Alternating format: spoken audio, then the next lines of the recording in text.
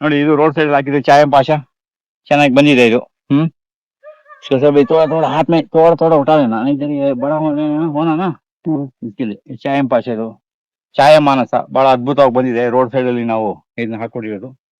ಹಾಗೆ ಇದು ಡ್ರೈನೇಜ್ ತೆಗೆದಿದ್ವಲ್ಲ, ಇದು ಡ್ರೈನೇಜ್ ಜಾಗ. ಇದು ನೀರು ಭೂಮಿಯನ್ನು ಶೀತ ಆಯ್ತು ಅಂತ ಹೇಳಿದ್ರೆ ಎಲ್ಲ ನೀರು ಹೋಗ್ಬಿಡ್ಬೇಕು. ಶೀತ ಆದ್ಮೇಲೆ ಚರಂಡಿ ತೆಗೆಯೋದಲ್ಲ. ನಮ್ಮಲ್ಲಿ ತುಂಬಾ ರೈತರು ಮಾಡ್ತಾರೆ, ಭೂಮಿ ಶೀತ ಆಯ್ತು ಅಂದ್ಮೇಲೆ ಚರಂಡಿ ತೆಗಿತಾರೆ. ಅಲ್ಲ, ಭೂಮಿ ಶೀತ ಆಗೋಕ್ ಮೊದಲೇ ಚರಂಡಿ ತೆಗೆದ್ಬಿಡ್ಬೇಕು. ಅವಾಗ ಏನಾಯ್ತು ಅಂತ ಹೇಳಿದ್ರೆ ನಮ್ಗೆ ನೀರನ್ನ ಕಂಟ್ರೋಲ್ ಮಾಡ್ಕೊಳಕ್ಕೆ ತುಂಬಾ ಅನುಕೂಲ ಆಗ್ತದೆ.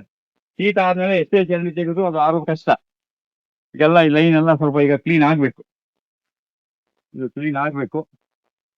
ಇದು ಕ್ಲೀನಿಂಗ್ ಕೆಲಸಕ್ಕೆ ಅಂದ್ಬಿಟ್ಟು ಇವತ್ತು ನಾವು ಬಂದಿದ್ದೇವೆ. ಇಲ್ಲಿ ಅಡಿಕೆನೆಲ್ಲ ನೋಡಿ, ಈ ರೀತಿ ಅಡಿಕೆನ ನಾವು ಇಲ್ಲಿ ಫ್ರೀ ಮಾಡ್ಕೊಳ್ಬೇಕು. ಈ ತರ ಈಗೆಲ್ಲ ಮಾಡ್ತಾ ಇದೀವಿ. ಅಡಿಕೆನೆಲ್ಲ ಈ ತರ ಇಲ್ಲಿ ಫ್ರೀ ಮಾಡ್ತಾ ಇದೀವಿ. ಈಗ ಈ ರೀತಿ ಇಲ್ಲಿ ಅಡಿಕೆ ಇಲ್ಲಿ ಈ ತರ ಕವರ್ ಆಗಿತ್ತಲ್ಲ, ಈಗ ನೋಡಿ ಪಶ್ಚಿಮದಿಂದ ಇದನ್ನ ನಾವೀಗ ಮುರಿದು ಬಿಡ್ಬೇಕು. ಇದು ಆಗ ಏನಾಗುತ್ತೆ, ಇದು ಅಡಿಕೆ ಬಹಳ ಚೆನ್ನಾಗಿ ಬರಕ್ ಶುರು ಆಗ್ತದೆ. ಇದಕ್ಕೆ ನೆಕ್ಸ್ಟ್ ನಾವ್ ಏನಕ್ಕೆ ಉರುಳಿ ಎಲ್ಲ ಹಾಕಿದೀವಲ್ಲ, ಉರುಳಿನೂ ತೆಗೆದು ಬಿಡ್ಬೋದು. ಆಮೇಲೆ ಇದಕ್ಕೆ ಇನ್ನೂ ಸ್ವಲ್ಪ ದಿನದಲ್ಲಿ ಇದು ಚೆನ್ನಾಗಿ ಬಿಸಿಲು ಬೆಳಕ್ ಶುರು ಆಗ್ತದೆ. ಆಮೇಲೆ ಕೆಲವೆಲ್ಲ ಹೇಳ್ತಾರೆ, ಎಲ್ಲ ರಸ ಎಳೆದ್ ಬಿಡಲ್ವಾ, ಈ ತರ ಗಿಡದ ಪಕ್ಕದಲ್ಲಿ ಕಳೆ ಇದ್ರೆ ಗಿಡ ಇದ್ರೆ ರಸ ಎಳೆದ್ ಬಿಡಲ್ವಾ ಅಂತಾರೆ. ರಸ ಎಳೆಯಕ್ಕೆ ಭೂಮಿಯಿಂದ ತಗೊಳ್ಳೋದೇ 2.5%. ಬಾಕಿ ಗಿಡಗಳು ನಮ್ಮ ಅಡಿಕೆ ಗಿಡಕ್ಕೇನೆ ತುಂಬಾ ಸಪೋರ್ಟ್ ಆಗಿ ಕೊಡ್ತದೆ. ನೋಡಿ ಈ ರೀತಿ ಪಶ್ಚಿಮದಿಂದ ಈ ರೀತಿ ಬಿಸಿಲು ಬಿಡ್ತಾ ಇದೆ. ಈಗ ಮುಂಗಾರು ಶುರು ಆಯ್ತು, ಅದಕ್ಕೆ ನಾವೇನ್ ಮಾಡೋದಿನ ಈಗ ಇದನ್ನ ಇಲ್ಲಿ ಕಟ್ ಮಾಡ್ಕೋಬಹುದು. ಈ ತರ ಕಟ್ ಮಾಡ್ಕೋಬಹುದು. ಏನಿಲ್ಲ, 4 ಸೆಣಬು ಹಾಕಿಬಿಡು ಸಾಕು. ನೀವು 4 ಸೆಣಬು ಕಾಳು ಹಾಕಿದ್ರೆ ನಿಮಗೆ ಪಶ್ಚಿಮದಿಂದ ಬಿಸಿಲು ಬಿಡೋದನ್ನ ನಾವು ತಪ್ಪಿಸ್ಕೊಳ್ಬಹುದು. ತುಂಬಾ ಕಾಫಿ ತೋಟದಲ್ಲಿ ಫ್ಯಾಂಟಸ್ ಗಳೆಲ್ಲ ಅದಕ್ಕೆ 100-150 ರೂಪಾಯಿ ಖರ್ಚು ಮಾಡ್ತಾ ಇದ್ದಾರೆ ಸುತ್ತ ಶೆಡ್ ನೆಟ್ ಹಾಕಕ್ಕೆ. ನಾವು ಇದನ್ನ ಹಾಕ್ತಾ ಇರೋದು ಮುಂದೆ ನಾವು ಯಾವಂತದ್ದು ಟ್ರೀ ಗಾರ್ಡ್ಗೆ ಅದಕ್ಕೂ ಸೆಣಬು ಹಾಕ್ಬೋದಾ ಅಂತ ಅನ್ನಿಸ್ತಾ ಇದೆ ನನಗೆ. ಅದು ನೀರಿನ ತೇವಾಂಶ ಇದ್ರೆ ಸೆಣಬೆನೆ ಅದು ಚೆನ್ನಾಗಿ ಕವರ್ ಮಾಡ್ತದೆ. ನಾವು ಗಿಡ ನೆಡೋದ್ರ ಜೊತೆಗೆ ಟ್ರೀ ಗಾರ್ಡ್ಗೆನೆ ನಾವೀಗ ದೊಡ್ಡ ಪ್ಲಾನ್ ಅನ್ನ ಹಾಕ್ಬೇಕು. ಇವಾಗ ಎಲ್ಲ ನುಗ್ಗೆ ನೋಡಿ ಯಾವ ನಮಗಿಂತ ಹೈಟ್ ಹೋಗಿದೆ. 75 ದಿನಕ್ಕೆ ನೋಡಿ ನುಗ್ಗೆ ಯಾವ ಸೈಜ್ ಅಲ್ಲಿ ನೋಡಿ. ಇದು ನುಗ್ಗೆ ಒಳ್ಳೆ ಅದ್ಭುತವಾಗಿ ಬಂದಿದೆ. ಈ ನುಗ್ಗೆ ಈ ನುಗ್ಗೆ ಬಹಳ ಅದ್ಭುತವಾಗಿ ಬಂದಿದೆ.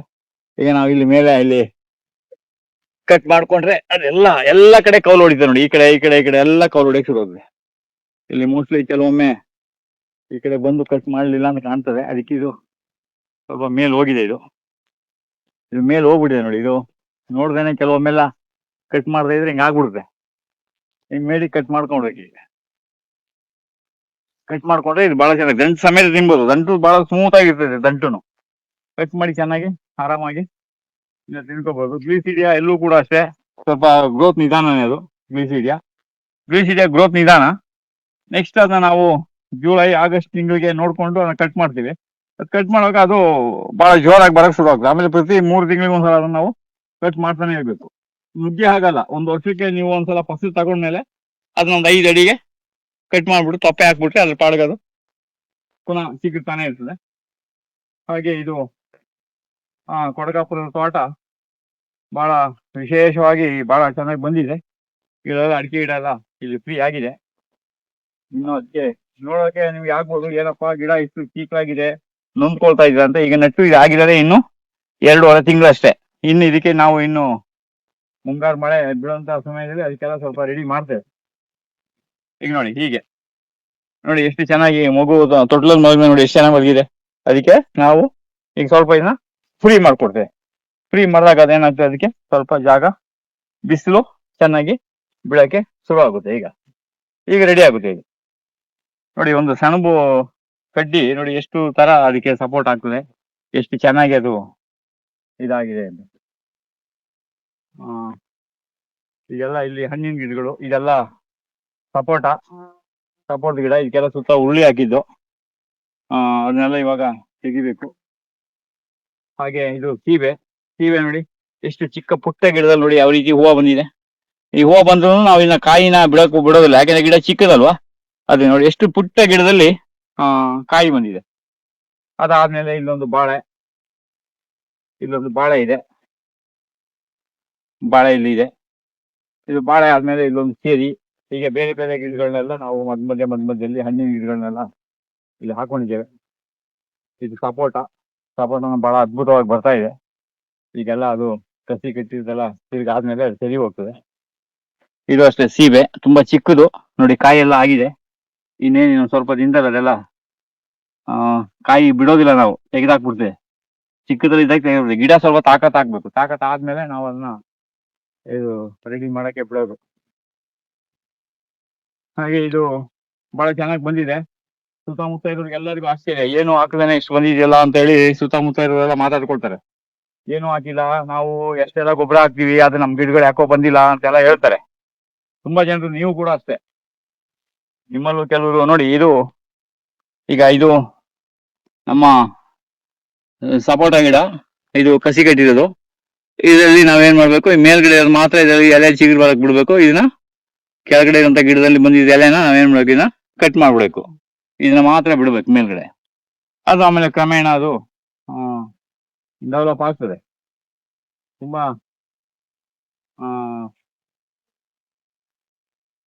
ಇದೆಲ್ಲ ಇನ್ನು ಸ್ವಲ್ಪ ಎಲ್ಲ ಕ್ಲೀನ್ ಮಾಡ್ಬೇಕು. ಇವಾಗೆಲ್ಲ ಕ್ಲೀನ್ ಮಾಡೋ ಒಂದು ಕೆಲಸ ಇದೆ. ಈಗ ಅದು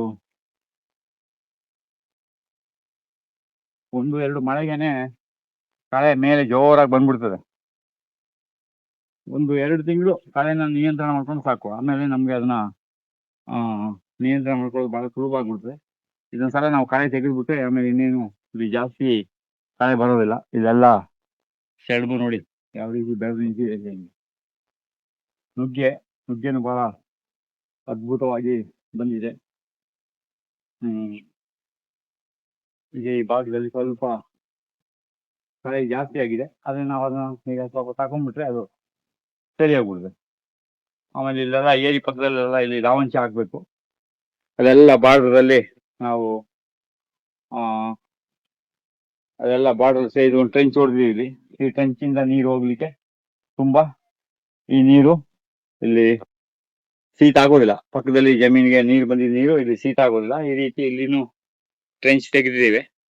ಅದರಿಂದ ಯಾವುದೇ ಕಾರಣಕ್ಕೂ ಶೀತ ಆಗೋದಿಲ್ಲ. ಅಂದ್ರೆ ಕಾಂಪೌಂಡ್ ಇಂದ ಒಳಗಡೆ, ಬೇಲಿಂದ ಒಳಗಡೆ 6 ಅಡಿ ನಾವು ಈ ರೀತಿ ಟ್ರೆಂಚ್ ತಗೊಂಡ್ಬಿಡ್ಬೇಕು. ಪಕ್ಕದಲ್ಲಿ ತೆಗೆಯಕ್ ಹೋಗ್ಬೋದು. ಪಕ್ಕದಲ್ಲಿ ತೆಗೆದ್ರೆ ಕಂಬ ಎಲ್ಲ ಬಿದ್ದೋಗ್ಬಿಡ್ತದೆ. ಅದರಿಂದ ನಾವೇನ್ ಮಾಡ್ಬೇಕು, ಇಲ್ಲಿ ಬೇಲಿಂದ 6 ಅಡಿ ಒಳಗಡೆ ಹೋದ್ರೆ ಅಲ್ಲಿ SBM ಹಾಕೋಕ್ಕೂ ಆಗ್ತದೆ.